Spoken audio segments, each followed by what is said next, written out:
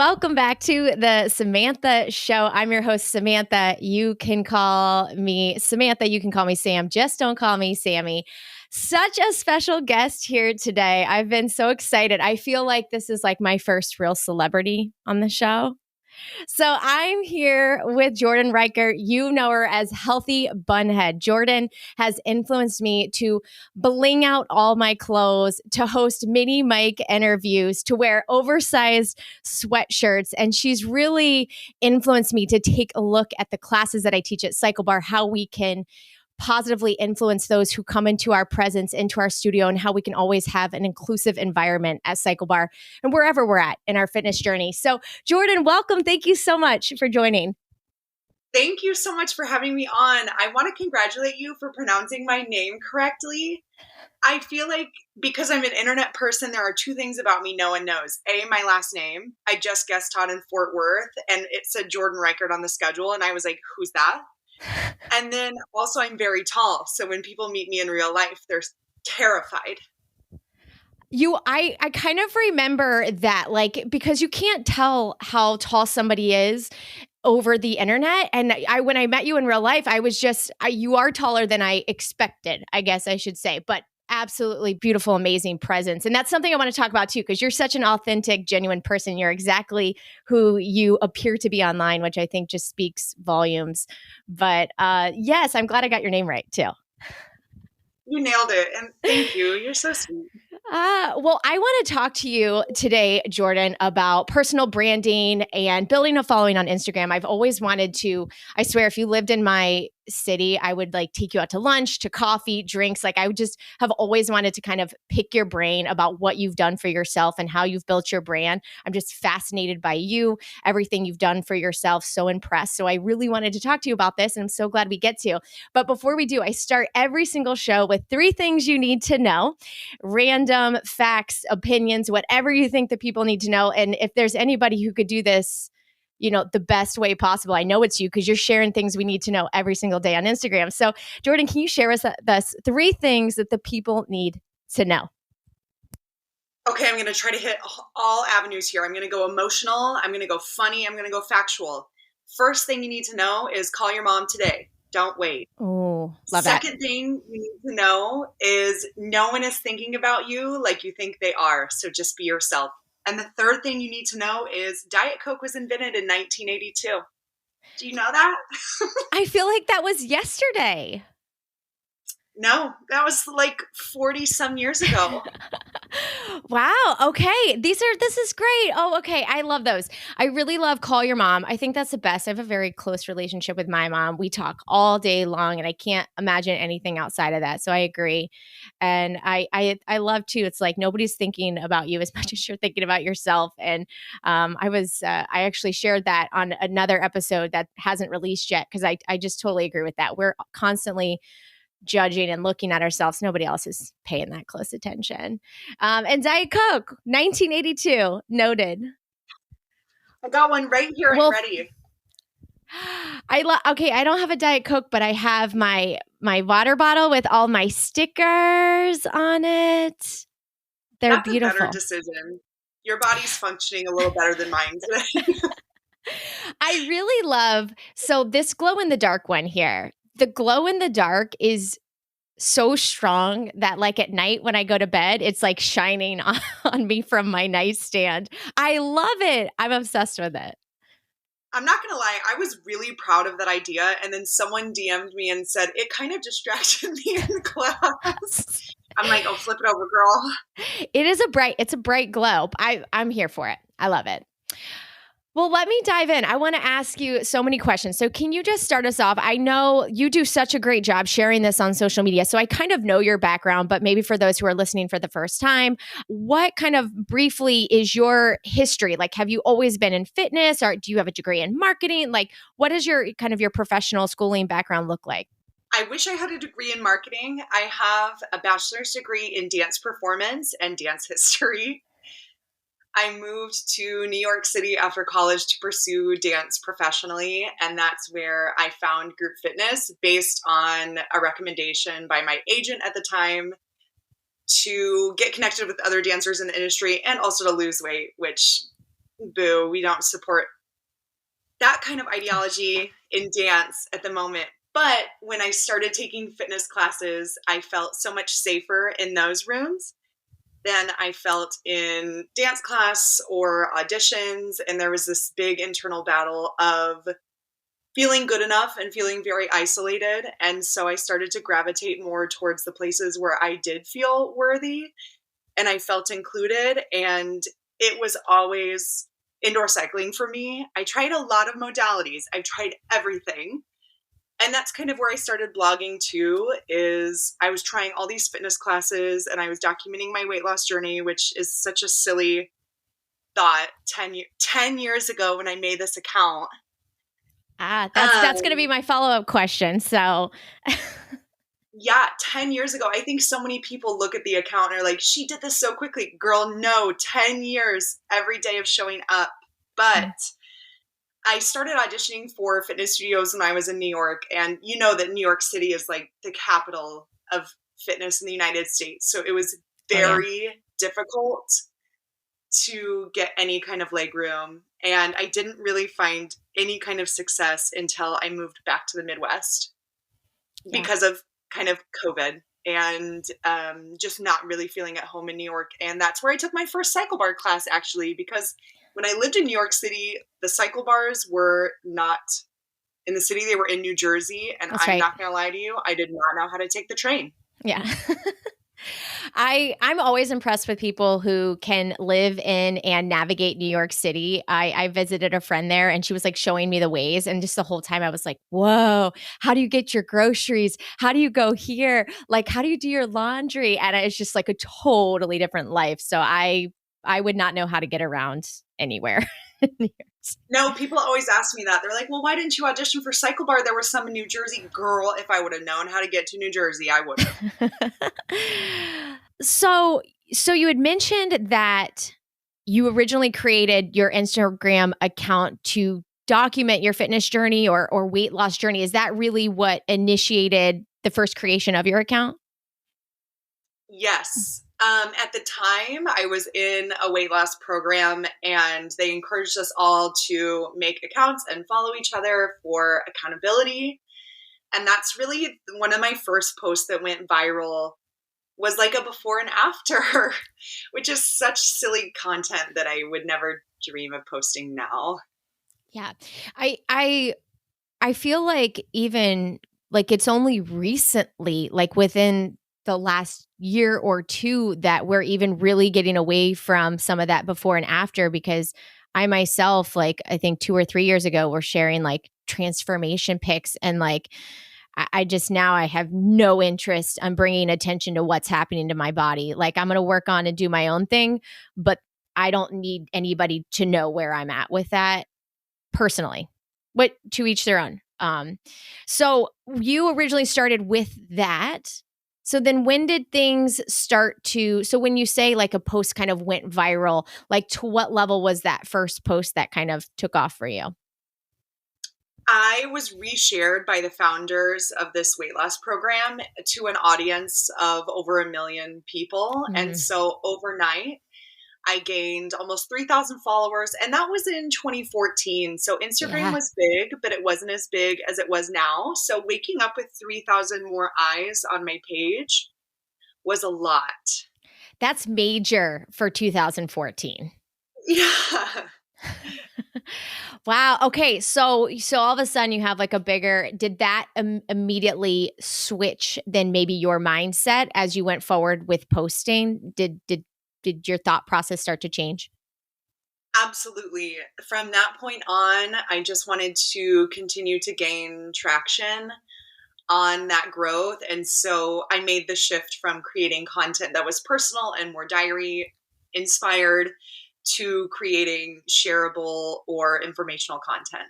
So then so if this was 2014, you were still like you were in the fitness. When did you start to really kind of nail into your brand and like your image and just kind of the way your page looks now? And I know it's evolved. Even I was scrolling through and you can see, kind of like as it's grown and changed. But when did you really start to kind of nail in what that look and vibe and page was going to be like? So when I went viral, I was living in Chicago at the time, and that was kind of when I started to pick things up. When I moved to New York City and I had more accessible, really gorgeous studios that were built specifically for the purpose of taking beautiful content in them, and walls inside of New York City, graffiti, all these things. That's when I think my content became more rainbow and colorful, and I started to evolve that personal brand. But of course, when I first moved to New York City, you can see if you scroll all the way down that I tried to do like the black and white thing for a while, because the New York City girlies, they wear black. Yeah. Yeah. But that's not And my you. mom called me and she was like, "Are you okay? I don't, this doesn't resonate." It's really nice to hear that you went through some growing changes and evolutions to like end up where you are, because I know myself and in talking to you, and I don't want to make this about myself, but in my interest in talking to you, I'm very interested in like evolving and growing my own personal brand. But like I've definitely gone through some like identity crisis moments where I'm like, what is my focus, Samantha? Like, what are we talking about? And I think I'm still nailing it down, but it is reassuring to hear that you've had some moments yourself where you kind of were trying this, didn't work, identified more with this and adapted and changed. Do you think that that's normal in the process of creating a personal brand or establishing your presence on social media? I absolutely do. And I know you've touched upon being a multi passionate individual. And I totally relate to that. And I believe that we used to have this idea on social media that you had to niche down to become successful. And in recent years, I think due to video content and platforms like TikTok and YouTube, the realization is you are the niche. People aren't following me necessarily because I post about indoor cycling. They're following me because they think I'm entertaining in some way. That means they're consuming content that is about indoor cycling, about taste test, about shopping, about my dog. And same with you. They're consuming content that you create because they like you. And having that realization is very freeing. I really like that. I think that makes a lot of sense too, because, I recently embarked on my pageant journey, and I've been really surprised how many people have like fluttered over to that pageant page. And I really wasn't trying to push it. It was more or less, look, I'm going to be posting pageant stuff. If you want to see it, this is where it is. And I've been kind of surprised by who's following it. Like some of these people, I'm like, really? Like you care about pageants? And to your point, it's probably less about the pageant and more, hopefully, I hope I'm entertaining, about the person that's posting. So I like, oh my God, that I'd like, that's a good, wholesome feeling, I think, on social media. But I think there's a lot of truth to that. I could see that. I think also in terms of you posting about your pageantry, that's such a thing that so many people look at and say, I wish that could be me, but I am scared or I'm intimidated. And so watching you go through it is like, wow, we are rooting for her because she's doing what we wish we couldn't. And it's this beautiful insight into something that is scary is really fun. That's what I've been hoping. I feel like I've been filtering my content a little, just slightly on like some of the really scary moments. I'm trying to like please both the community and followers, but being honest about it too. I could talk about that for days about it all. I'm loving it though, and I think the community is fabulous, and I'm so glad I'm getting into it. I'll just leave it at that. But I want more videos of you practicing in your heels. I need them. Hold on, whether or not this gets edited out, but I got these today, and we're screaming. Oh my God, those are gorgeous. 10 out of 10. And when I put them on too, but I have to dance in them. So we're just going to need to, it's go big or go home. I'll dance in those heels if I have to. You will nail it. I'll just keep practicing. So talk to me a little bit more about like personal brand, which I think you've really established. I feel like I'm getting closer to my personal brand and where I want it at. I feel like everybody's talking about it now. Like even when I went to meet with my coach for my first pageant workshop, she was like, we have to like, let's nail down your personal brand. Like you hear it all the time. So what do you think it means to have a personal brand, and how do you kind of create that and build that, or where is it beneficial? Really, whatever you think you want to share on this topic of personal brand that I feel like we're hearing more and more so often these days. I feel like personal brand is For me, I would say the first thing that comes to mind when someone hears my name or my username, it's like that elevator pitch. If you had to describe yourself in 3 words, what would it be? I think it can get over complicated, but to me, personal branding is just what do you think of when you think of me? Do you think that's beneficial, like not even in social media, but I feel like in life, like if you're interviewing for a job, not that you have to like have like a front or like I think like your personal brand needs to be authentic to you, but something that you can lean into in job interviews and stuff like that too. Would you agree? Absolutely. I would say it's just something that emanates about you. It's something that you bring into the room that people, when they speak with you, get a sense that you are this, this, and this. It's just the way that you show up, your personal brand. I love that. If you think somebody's having trouble maybe establishing that or still feels like confused on how do you figure out what that is, do you have any tips or suggestions if they're kind of lost on that? I would write things down. I am not big into typing. I love to write it down because I feel like I can experience it with my hands, but write down who you think you are, what you think you like, write down what you wish to create, what you hope that people think of when they think of you, write Mm, down what you think of yourself.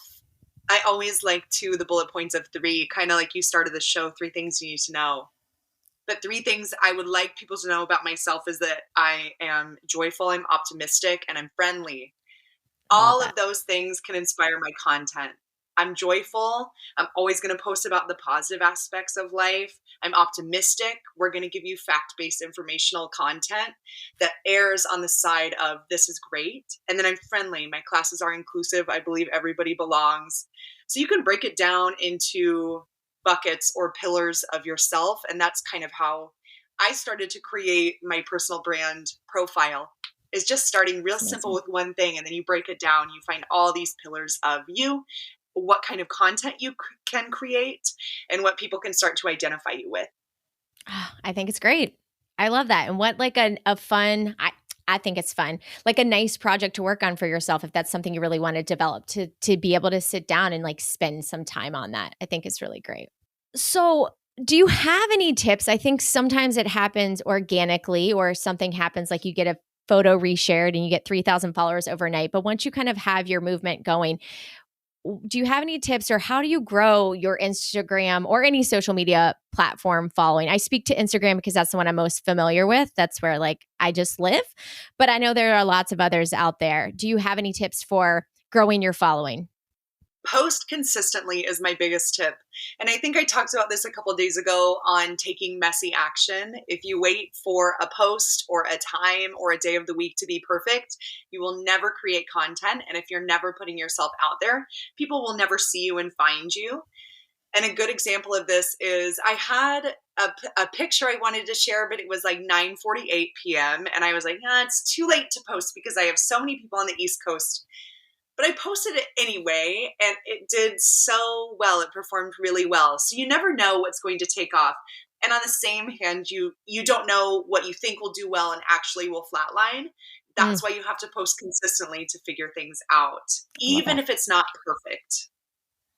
Brilliant. I also, one of the best tips I got was to follow people in your, I hate to say the word niche because I know I just talked about you yourself being the niche, but I follow people who teach indoor cycling and I follow people who post about group fitness. Look at the kind of content they're posting that's successful and then think about how you can apply your own personal brand to that kind of content. And also see in the comment section of these posts that are really popping off or going viral what people are saying. If they're asking questions, what kind of content could you make to answer those questions that are searchable and shareable?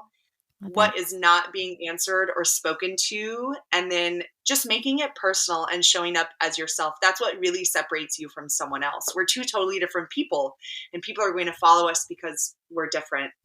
I love the idea of looking for the questions that aren't being answered and the things that aren't being, maybe talked about and sharing that. I think that that's a really good tip that I've never thought of. So perfect. I'm going to go grow my following later today. I'm going to go put together some Yes, content. Okay, a little bit yes, do more. some research. kind of random question. So I put this on here because this question on here, and I sent you some questions just to think about ahead of time.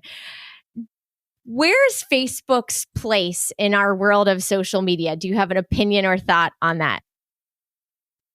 I think Facebook still has a place, especially for brands.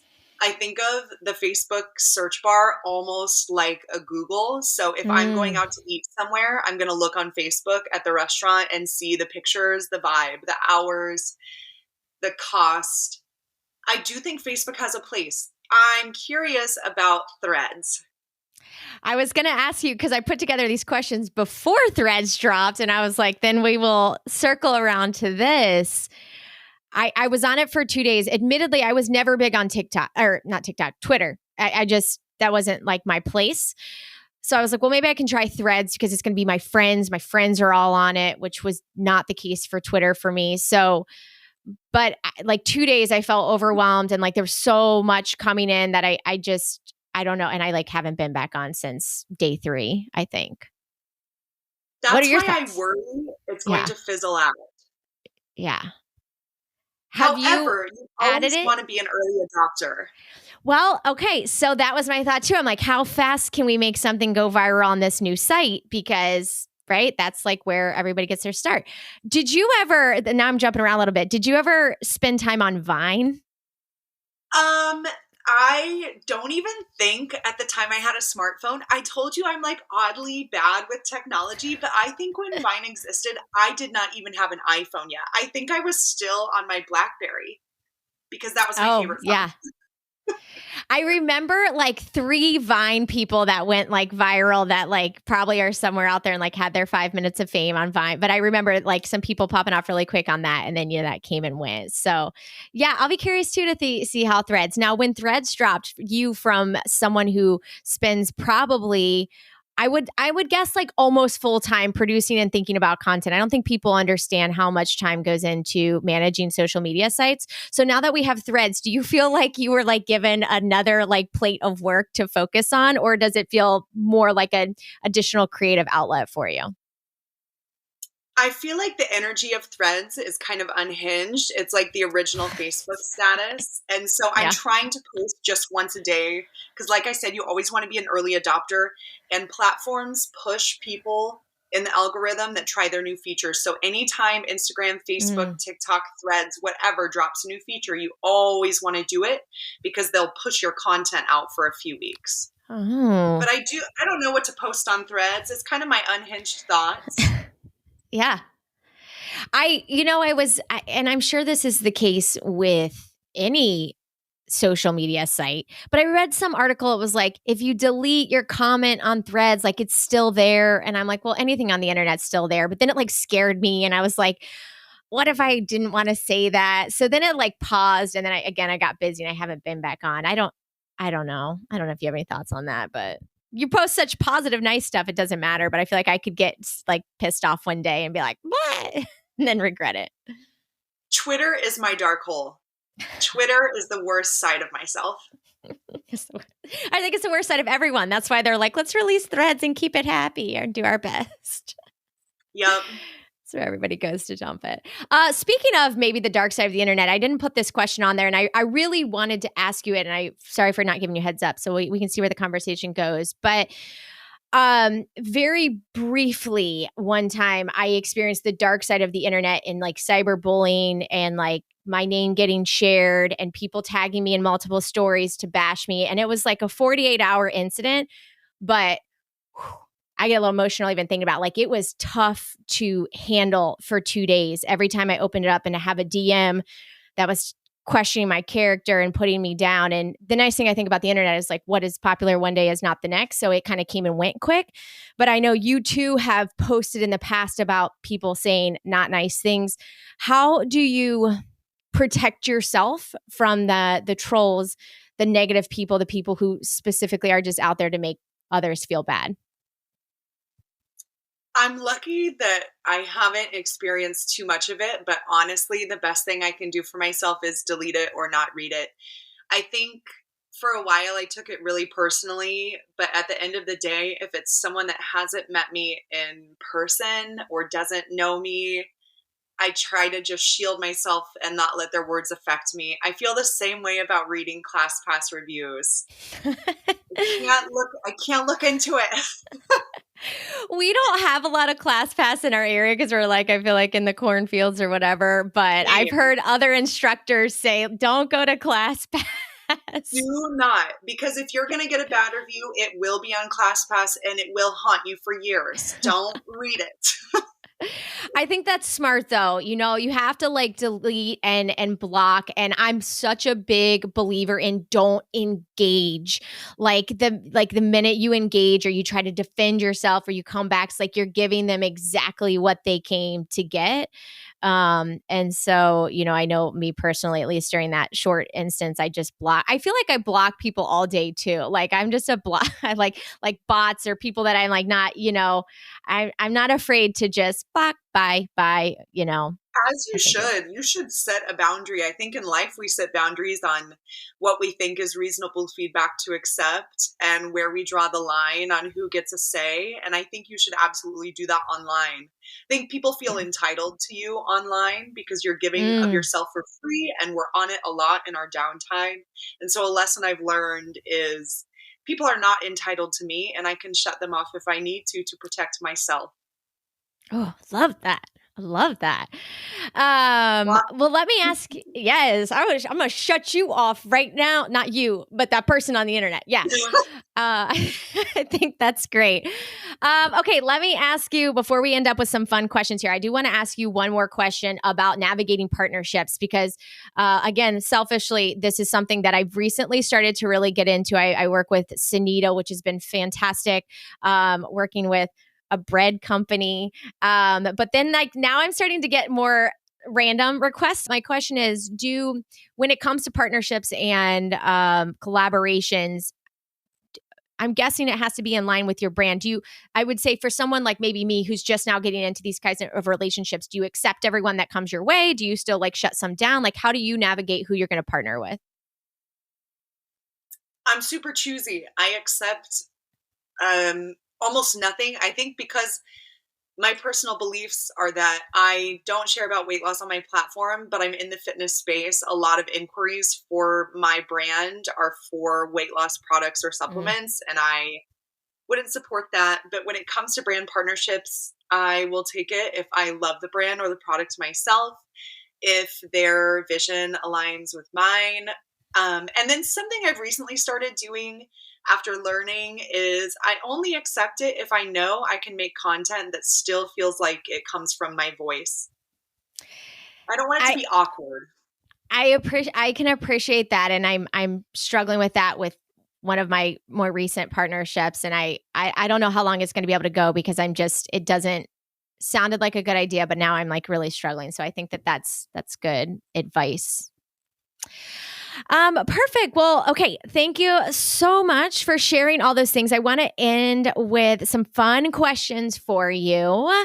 So, what is the best taste test you've ever done? If you had to put one at the top, I'm putting the pressure on, you got to pick one. What would it be? Emotionally, just for emotional standpoint only, it would have to be any Peeps that I've taste tested just because it's a very nostalgic treat. And it was the first taste test videos I ever did. Peeps are the best. And forgive me because I know you do the peep stuff all the time, but there are different flavors of peeps. There are different flavors of Peeps and there are seasonal Peeps. So right now there's no Peeps to be found, but in Halloween they start again. And we're going to be watching. You tell us which ones we need to try, we need to check out. And then, okay, on the other end, what's the worst taste test you've ever done? Without a doubt, the ground beef jelly beans. Oh, I did not see that. There was some kind of ice cream you had that looked great. I don't know if it was like The pickle or ranch ice avocado. cream, I haven't Oh, eaten it yet. oh, I'm I don't know. afraid. I would be afraid too. Ground beef jelly bean. Was this a Jelly Belly flavor or who did that? I don't know who did it, but it was a taco mixed flavor bag. So there was ground beef, tomato, guacamole, cheese. It was all the makings of a taco. And then there was like randomly a horchata. So you get dessert. You get dessert. It's the only one we've eaten. That whole package though, oh. And then I took it at Easter time to my nieces and nephews, and they had a cow. Savage. Okay, ground beef, jelly beans, worst ever. Okay, you have these adorable stickers, which I love and have them all over my water bottle. So you've created a lot of them. Do you have a favorite sticker that you've ever created? I think my favorite is the first one that says everybody belongs on a bike, because it's sentimental and it's Yeah. truly to my core. If I believe anything in this world, it's that I believe everybody belongs. So it's always my favorite. Wonderful. Okay, and then the number one cliche cycling song of all time. I know we keep coming back with these on your Instagram page, but if you have to pick one, what would it be? Oh, girl, I'm ready. Also, I think people thought that it was like a negative connotation. You're not supposed to use these songs. And I want to say you should always use them, because I can play these songs and people will come out saying, that was the best playlist ever. Thanks, girl. It's because I played, Yes. this is the number one.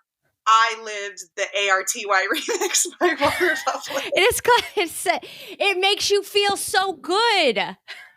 It does. That is my song 12. I'm finishing this day proud. I love that. I have to go down saying, and I know it was on your list, Indian Summer. And I always have said, like, I always believed that if like Cycle Bar had a reality show, the opening credits would be Indian Summer.